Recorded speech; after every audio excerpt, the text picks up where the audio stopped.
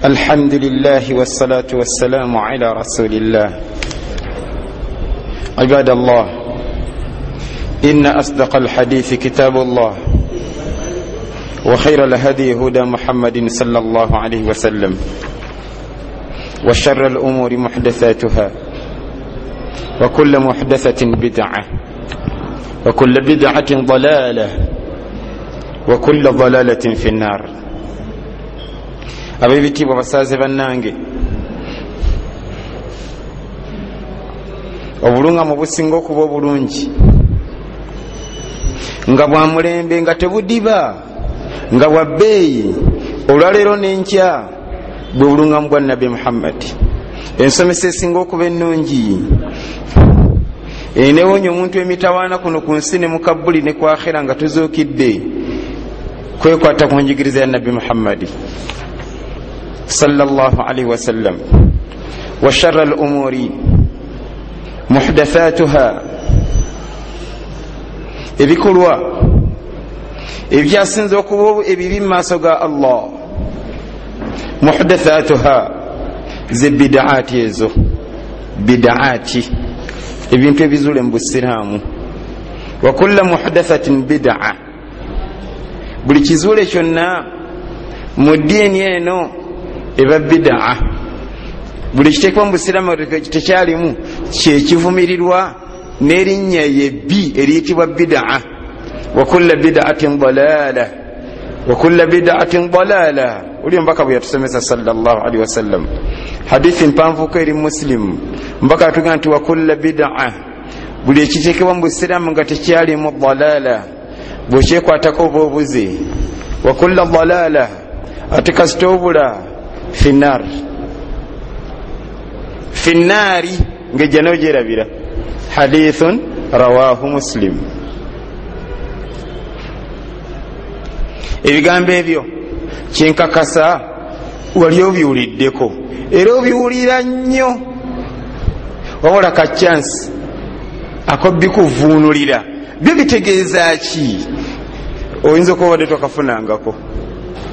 buli kaseera owulira inna wa khayra al-hadi huda Muhammadin sallallahu alaihi wasallam, wa sharra al-umuri muhdathatuha, wa kullu muhdathatin bid'ah, wa kullu bid'atin dalalah, wa kullu dalalatin fi an-nar. bitegeeza ki? nebaza Allah ekitibwa kkiriza ne tukutangaza mu kye bitegeeza biri ku mulamwa nti tova ku busiraamu origino. dabanga oli musiraamu ku kalaki origino, buli omubaka bwe yasomesa Muhammadin sallallahu alaihi wasallam.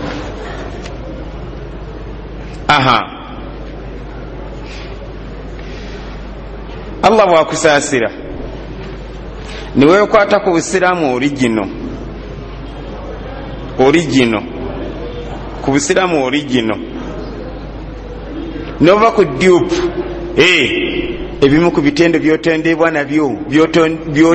nabyo obeera ku sirata al-mustaqim. kale bulijjo kyetusaba mu ssala nti ihdina sirata al-mustaqim, okufundiza mu nsonga tuba tusaba Allah nti tusobozese tutambulire ku busiraamu origino, ku busiraamu origino. bulijjo kyetusaba. tuli bamukisa nti ebbanga tumaze eddene nga twogera ku sirata al-mustaqim. omusomo gwaffe gubadde gubulamu ekigambo kino, kyetegekere nkikuwe.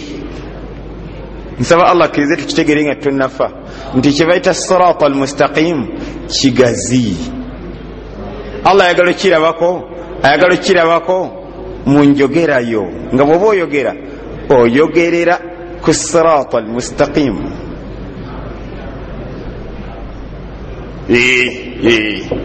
Allah ayagala okulaba nga bw'oba olya oliira mu sirata al-mustaqim. olaba n'okwebaka nga weebakira mu sirata al-mustaqim. entunula entunula ngeri ku sirata almustaqim.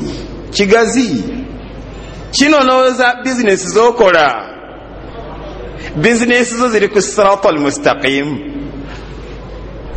Gwe kaba kaduuka temuli riba, teweewola maali nga mulimu okuzzayo amagoba, olaba nga akaduuka kukava ku sirata almustaqim. Ononya mukyala wakuwasa omunonyeza ku sirata almustaqim. Oba oyagala kukola nga abalala abatatya muliro, yagala kusooka mumwendako, tuyala kutwala kyotategeera. Kale onoonya, oli mu kunoonya, oyogereza, oli ku sirata almustaqim. Oba oyagala mukwata mu ngalo nga tebanaaba namukuwa, kyekinaddiira oluvannyuma lw'omukwata mu ngalo olowooza shayitaani egenda bagamba kimwembi. Embaga gy'ogenda okukola eri ku sirata almustaqim. Sirata almustaqima kigaziwa wallahi ne kituuka mu nnyambala.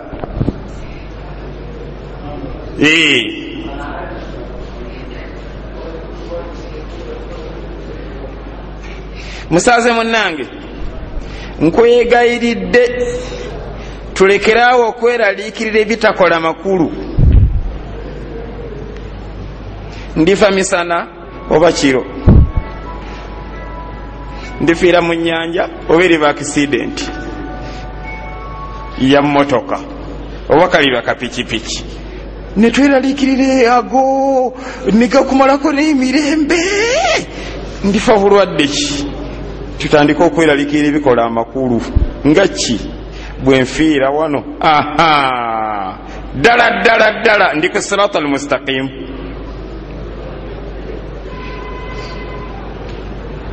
Oba nafunye omukisa okunnyonnyola byenkunnyonnyola, tebikyafunika wano Uganda, bigula wano Uganda tebifunika, olina okunnyonnyola sirata almustaqima n'agaziya n'atuuka ne ku ngoyezo.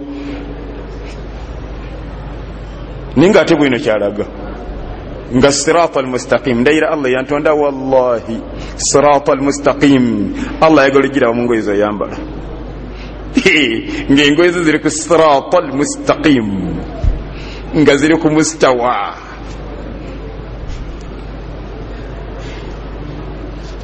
Era bw'owuliranga aya eziwaana abali ku sirata almustaqim, obeeranga wakisa n'otunula ku ngoye zo n'okwatako mu feesi yo bw'oti. inna alladhina qaalu rabbuna allahu thumma istaqaamu, ng'okwata ku ttama lyo, feesi eri ku sirata almustaqim. Oba eri birala walibadde weeyamba, n'otunula ku ngoye zo z'oyambadde, olina amaaso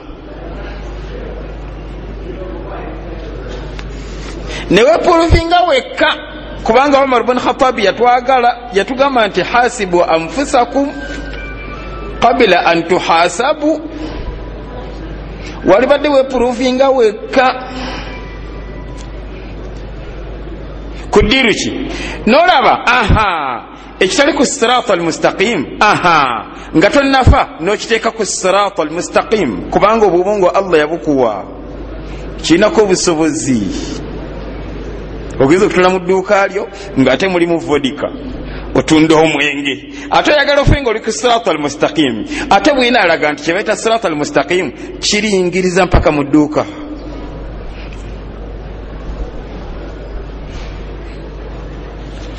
Ng'obujjamu ng'obusula mu toyireti, madamu alagenda okubuuza enkeera nti nze njagala kufa nga ndi ku sirata almustaqim. Si ishu ya isima butabuliki, sima ya butabuliki. Olwokuba bamu tebannaba bitegeera, ajjaga nti oli mutabuliki, yatabulikise. Si kutabulikika, si bya butabuliki, simanya biki ebyo. Wabula nsonga eri kiriya gye tusaba bulijjo mu ssala nti ihdina as-sirata al-mustaqim. ndayira Allah wekitiibwa wallahi bwe tusaba bwe tutyo tuba tusaba Allah nti Allah tusobozese tuleme kusala birevu. Lwaki? Anti omubaka asomesa sirata almustaqim yatugamba nti nno khalifu lmushirikin, mwawokane ku bashiriki bayokaana bapita afu luha, temudeyo kubisala ebiki ebirevu babisala toli ku sirata almustaqim. Teri ali ku sirata almustaqim najemera nabi Muhammad taliyo, tebamuzala nga tebajja muzala, tabanga nayo, talwanga nayo. Waliwo mmanyi nsaba Allah mwagale kuba namwagala, bamuyita Abul Aliya. Abul Aliya ebigambo bijja bisanga mu kitabo ekiyitibwa Al-Isbal li ghayri khuyala'i fi dawi al-kitabi was-sunnati al-kharra'i wa ba'd ahkamihi min aqwali as-salaf wal a'immati al-fudala'i. Lirinnya ly'ekitabo ekyo bino ebigambo bye.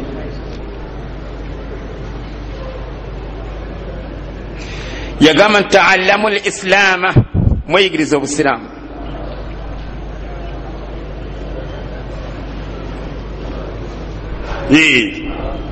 Waliwo ddala sayaseka gundi asomesa n'otulawo osome eddiini yo, kyokola kinene.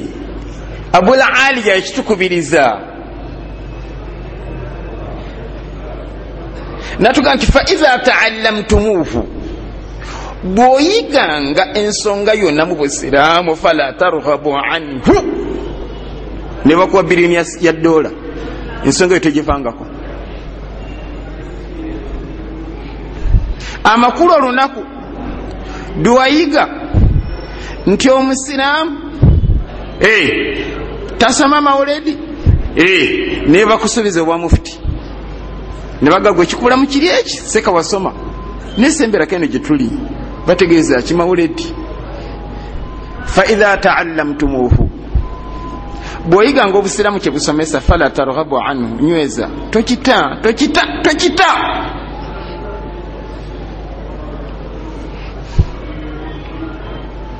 Ulira ebigambo bya Abul Aliya. Abul Aliya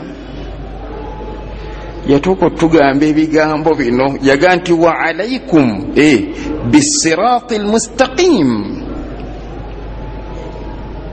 temuvanga ku sirata almustaqim. Wa alaikum bisirati ala tariqin mustaqim, temugezanga ne muva ku sirata almustaqim.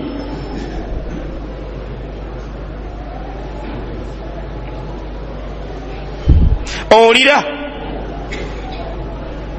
baba manya abanene abatwagazisa ejjana bwe batukuutira kino nange kyebakuutira bannange mbeegayirire tetuva ku sirata almustaqim, tutambulire ku sirata almustaqim. Enjogera zaffe byonna, engeri gye tupakasaamu amaka tugatambulize ku sirata almustaqim. Byoyambadde musiraamu byoyambadde labanga biri ku sirata almustaqim, feesi yo ngeri ku sirata almustaqim. Bw'otyo bw'okola oli munene.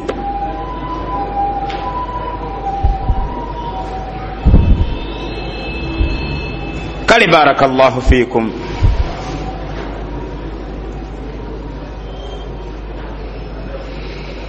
Mu musomo gwaffe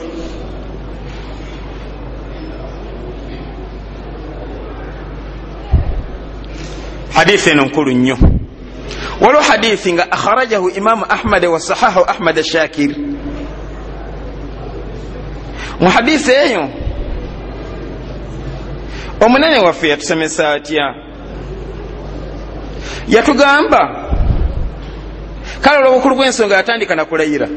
Yasooka kulayira yaga nti fawallahi nafsi biyadihi, ndayira oyo awaniridde obulamu bwange mu mukono gwe, ma kharaja minni illa haqqa,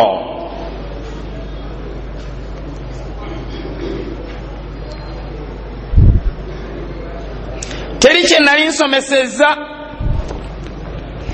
illa haqqa, okujjako nga ge mazima.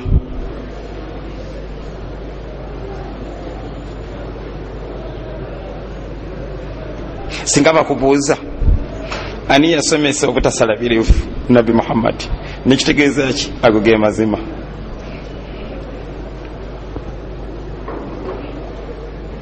Waliwo kale ebintu byetunuulira noga nti abasaazi osanga babulamu, obajjirayo bulungi data,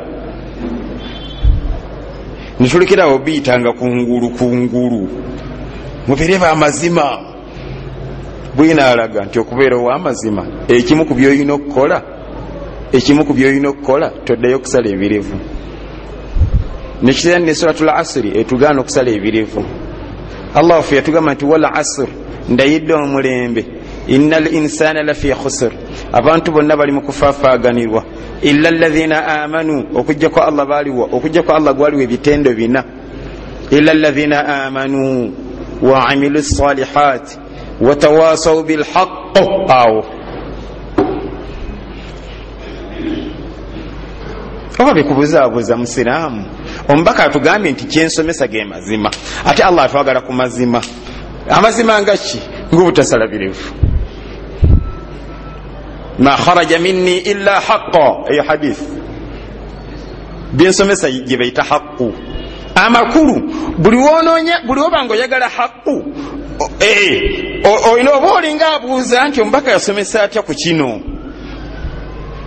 Okuze oli otusiza okuwasa, oyagala haqqu. Omubaka yagamba nti ya maashara shababi, bavubuka mmwe, man istata'a minkum albaa, buli awulira nga alina obusobozi obuwasa falyatazawwaj, awase. Waman lam yastati', ulira haqqu, ulira amazima, ulira haqqu. Faman lam yastati', awulira nga ayagala omubiri gumuwaga naye nga talina sente, fa alayhi bisiyami, oyo kyalina okukola kiri eki, asiibe.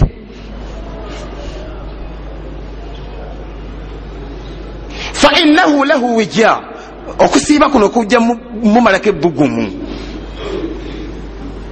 Sebbugumu opposite y'empewo, wabula ebbugumu lijja kukakkana. Owulira haqqu, gwokola otya? Wakola otya? Nomala okola ekitali ekyo oba okoze ekitali haqqu. Lwaki omubaka tuga nti ma kharaja minni, nze teri kinfulumamu illa haqqa. Ekyokuziika akasirise, nga tewali kayimba konna, nga buno bannabbi awo bayimba la ilaha illallah, la ilaha illallah, la ilaha illallah muhammadur rasulullah. Olwokuba kyasibuka ku nabbi Muhammad, ekyokuziika akasirise si butabuliki, wabula haqqu. Ma kharaja minni, kasabaga nti omubaka yagamba illa haqqa, omanti ago mazima. Oyagala mazima, wekwate ku bya nabbi Muhammad, oganye haqqu. Ate jana Allah ajagala bantu bekwata ku haqqu. Suratul asr kyetegeeza watawasaw bil haqq watawasaw bis sabr. Waliwo kale ebintu ebyebbeeyi, ebitende ebyebbeeyi ebi nga bibeka byonna bitegeeza kimu. Teri oliga alina kino ate kino nga takiina. Wabula woba olina kino kiba kitegeeza nakino okiyina. Kale byannamansasa biti, wetegereze mbikuwe. Nebaza Allah akkiriza olwo netogera ku haqqu, kibayita haqqu. Mbaka aga nti ma kharaja minni illa haqqa, teri kinfulumamu okujjawo nga ge mazima.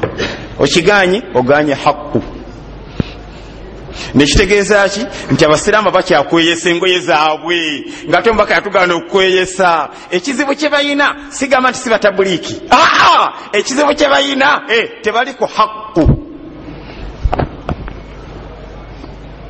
Suratul asri ebagamba bebeere ku haqqu, amakulu bakendeze engoye zaabwe. Obujulizi we buli mpaka yagamba hadithi gamba erimu Ahmad, Imam Ahmad yagifulumya wasahahu Ahmad Shakiri, mpaka yasoka nakulayira yaga nti ma kharaja minni illa haqqan. Kasaga nti mpaka yagamba haqq, mpaka yakola bwati, yawasa bwati haqqu. Ogenda kola hijja mpaka yakola bwati tawafu, wano yakola bwati, wano yakola haqqu. Yafirwa nazika bafube, yafirwa abantu abanene nga Khadija binti Khuwailid, yafirwa Hamza, yafirwa abantu abanene n'abaziika. Yabaziika atya? engeri gye yabaziikamu wallahi ya haqqu. Kale amaze baziika ne bakomawo mu kidaala ne basomawo edduwaawo alam nashraha ne ziitiŋŋana. Mbaka teyabikola. Nikitegeeza nti obutasomawo dduwa ng'ovudde mu kuziika, nga terina dduwa ya 40, nga terina lumbe. Haqqu ma kharaja minni illa haqqa. Ngenda kuwa ekinene ekirala nakyo kyatubulako olw'obutamanya realite yaakyo, kye bayita mpisa. Nze muna ekyanneewuunyisa, osanga n'atalina mpisa ate yatusomesa mbu tubeerene n'owulira obusungu nuga kati ono abalira ki obudde bwe kennyini talina mpisa ate atugamba atya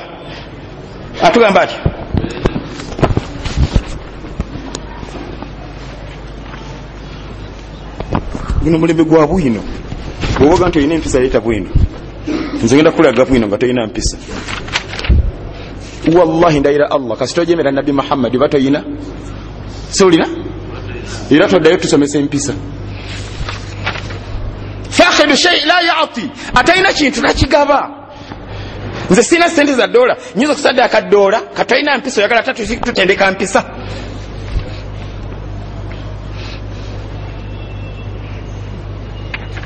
Ene dini yaffe yazimbibwa ku mpisa. Innaka la ala khuluqin azim. Uriya nabbi waffe Allah amwogerako atya tiyamuwana na bugagga. Waliwo ebitakola makulu, tiyamwana na family gyavaamu, wabula yamuwana n'ekinene nga kinene. Yamugamba empisa zo za waggulu.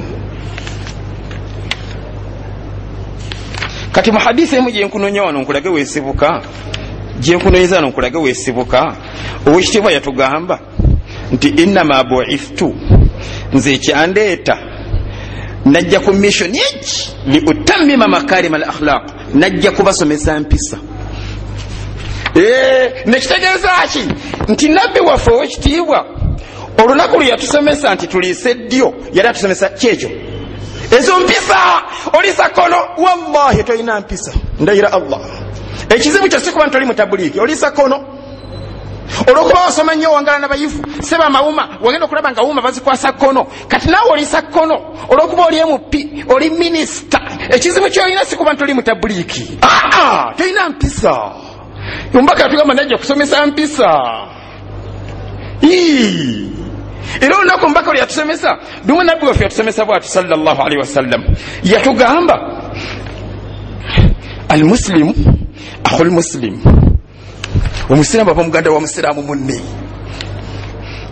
Nekitegeeza nti shaitaani nemala ekutula ku bwongo nga gulaba tukisanga mu buzibu okukosa musiraamu munno, kobeere mukyala nga tukisanga mu buzibu kuyira mujjawo asidi, toyina mpisa, oyawukanye ku njigiriza y'omubaka Muhammadi. Sobola okukwata omusiraamu n'omukanyuga mu kkomera nga tokimanyi talina musango, toyina mpisa. Mbaka byasomesa byawukanako, kasi toyawukanako ky'omubaka. Hadithi ino ngirabye, yasina mbagala nnyo bwino ennaku zino. Kakati olwo hadithi nebaza Allah tuwangaziza ntutuka mu kadde kano. Wulira hadithi eno rawahu al-Bazzar fi musnadihi. Ombaka yaga nti innama bu'ithtu, nze kyandeeta li utammima makarima al akhlaq, najja kujuliriza mpisa. mu hadisi endala yatugaa nti bu'ithtu ekyampeesa obwannabbi mission eri eki bu'ithtu ekyandeeta liutammima makarima al akhlaq eneri rawahu imam malik fi lmuwatta zajira mu riwaati nyingi nga zitegeeza kimu enega nti innama bu'ithtu liutammima salih al akhlaq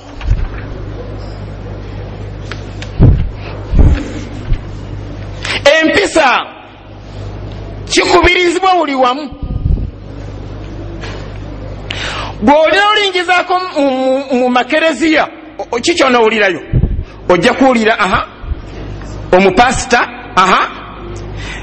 ng'akubiriza endiga ze zibeere ne simanya ompulira simanya lingizaako mu masomero owulire mu masomero tutendeka empisa nze ndi musomesa abaana tubatendeka empisa wabula kyetutendeka si kyekyo Allah kyayagala kubanga zisuulirayo headmaster akubye mwana lwaki okweyesa engoye lingizaako mu masomero olabe naawe bimanyi ate bamukubira obutakuba kikalu mbuuza ombaka yasomesa okukuba ekikalu nze njagala mpulire ku mawulire balage gataliiko nfuufu nga headmaster wa dash Islamic Institute yakubye omwana embooka 3 ng'amulanga ki oyinza otya okusala ebirevu nga tombaka yagaana headmaster yaba atendeka ki omwana oyo yaba mutendeka ki mpisa kubanga ombaka yatugaa nti afulluh ebirevu mbireke ate ombaka yajja kusomesa ki bannaye kye bayita mpisa bw'ogamba tekyetumisa ejjana gwolowooza tulina empisa tuli mulembe gwa kugeta tubuliddwayo abavaayo batutangaze nti empisa ombaka yasomesa empisa yatugaana okusala ebirevu wallahi ndayira Allah yantonda wallahi obisala toyina mpisa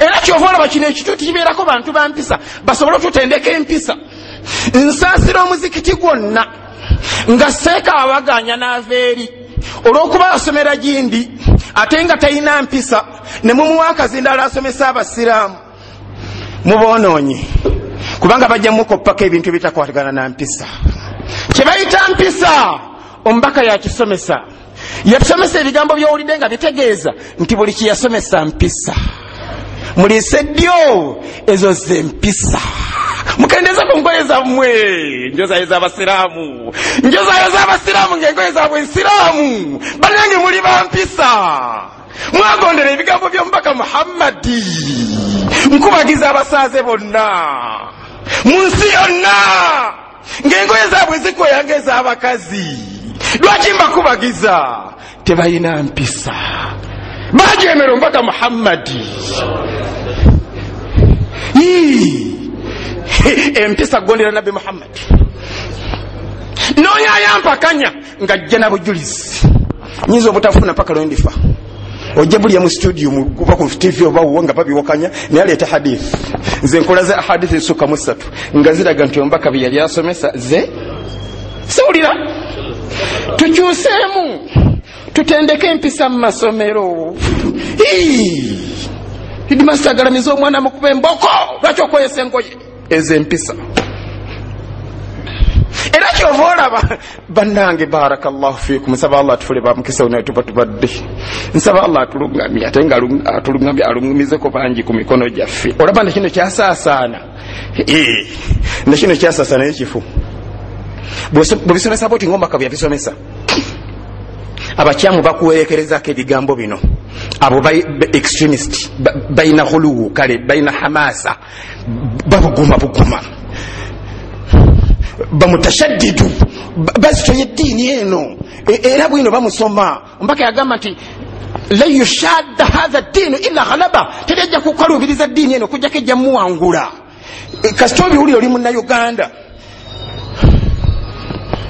oli hadith eno ebaanukule nobaleete eyabwe kale lumbaka asomesa bwati hadithi rawahu muslim eri muslim ombaka atugamba nti inna allaha lam yab'athni nze Allah tiyantuma dash waliwo nabuyusewaawo nga hadithi mpanvu nnyo walakin wabula nze Allah yantuma ba'athani muallima yantuma nzije nsomese muyassira ate nyanguyizise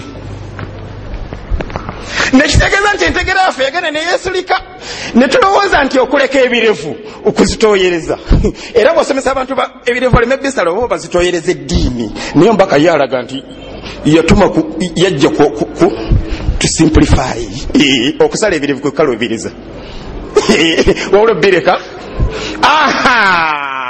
okweyesa engoye Allah kaanamala okulaga ng'ofudde obuzibu wava mu kweyesa engoye ezo olikkiriza nti kale singa nazikendeeza ate nga tokyadda bannange yusur obwangu buli mu kuzikendeeza obwangu buli mu kuliisa ddyo lwakyo mbaka kiyasomesa wabula tashaddudu okalubiriza ohuluwu kuliisa kkono obwangu yusur to simplify kukendeeza ngoye wabula obuzibu zikweyesa subhanaka allahumma bihamdika ashhadu an la ilaha illa anta nga bwetugenda ku imaamu ebintu bisatu bikwatagana kyebayita mpisa ge mazima ate bwe bwangu ate sirata almustaqim bw'ogaanako ekimu nakiri oba okiganye ebirevu bino sirata almustaqim eno kyova olaba golooza lwaki shaitaani yabikutamisa nekutamisa n'abisomesa shaitaani yakibalaga we wali ejja ne wali sirata almustaqim kakati gwe kyewakola byakutama olutama ate abisomesa muli awulira nomala ofuna kakyasi n'omugomubulago n'ogutuga n'oguwona baseka balanga tebabisomesa naye guno gwokka guno ninga allah lwaki byakutama olowooza shaitaani ye tekwagaliza jjana eyagala obeere ng'osaala ng'okola hijja buli mwaka ng'osiiba ofe allah akuteeka mu muliro nga takuvunana kulya mbizi wabula takuvunana butasaala wabula ng'akuvunana wajjawo olukusa n'ojeemera nabbi muhammadi bwe weebuuza nti otya wojjawo olukusa olusala ebirevu katumalize na hadithi eno rawahu ibn jariri tabari yava ku sahabi ayitibwa zaidi ibn habibi egamba nti ata rajulani min almajusi dumumbaka yalabako abasajja babiri si basiraamu balya mbizi wakad halaka luhahuma ng'ebirivu babisaze n'abayombesa yabaga nti man amarakuma bihadha olukusa mwalujeewa man amarakuma bihadha ne bamugamba nti amarana rabbuna magulu nyonde waffe yatukkiriza ombaka n'abagamba nti walakinna rabbi ulira w'empisa bwatusomesa empisa yagamba nti nze allah wange amarani yandagira lwampaka an a'fuwa lihiyati bebirevu mbireke wa aqussa sharibi nkendeze ku masulubu subhanakallahumma bihamdika